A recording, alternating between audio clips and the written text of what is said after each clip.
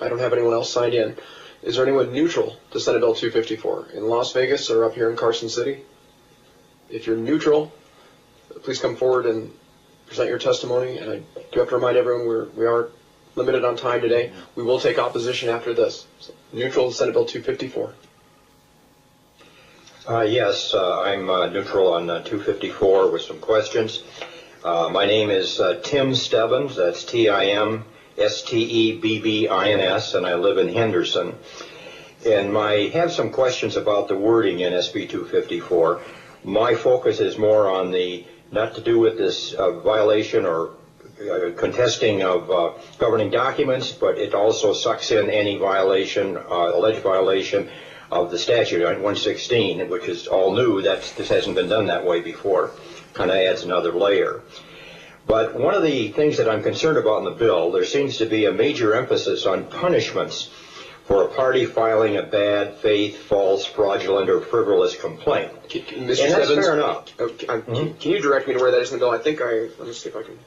Oh, that's on section 5, subsection 5. Is that what you're referring to? Yeah, there's several parts that really talk about frivolous complaints or bad faith complaints and so on, and have to, pay fines and so on. And I'm concerned about that. It's fair enough to have that in there because we don't want that sort of thing to happen. But in the bill, there's almost no penalties for any party filing a bad faith, false, or fraudulent, or frivolous response to the claim. This seems to indicate a extreme bias on the part of whoever authored these sections of the bills. It has been my experience the response to a claim is more likely to contain the bad faith or false or frivolous statements than the claim itself. If my observations are valid, I think the authors that did this language should be ashamed of themselves. The 14th Amendment to the U.S. Constitution guarantees equal treatment for all parties involved. All parties are guaranteed equal protection under the law. The current wording in several sections of SB 254 do not provide that protection.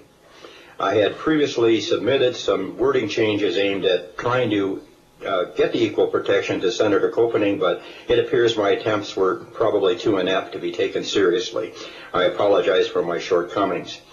And now this bill is before you, the members of the legislature.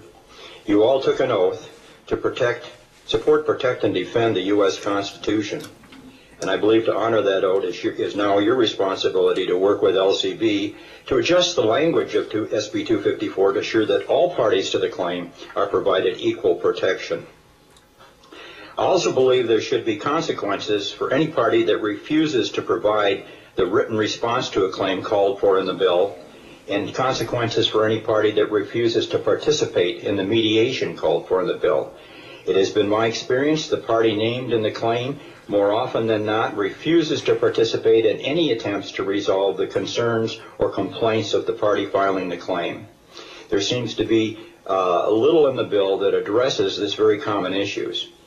I believe a party refuses to provide written response to the claim as called for in the bill.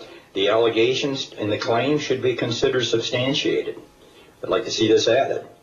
This consequence is consistent with the existing language in NRS 116.770. I also believe if a party refuses to participate in the mediation, they should bear any cost of the mediation up to that point. I provided some suggestions to SB 254 aimed at achieving these goals, and they are included with these remarks, which I did send to the committee on May 4th, so hopefully you have that. And if not, I certainly can have it faxed up. Thank you very much.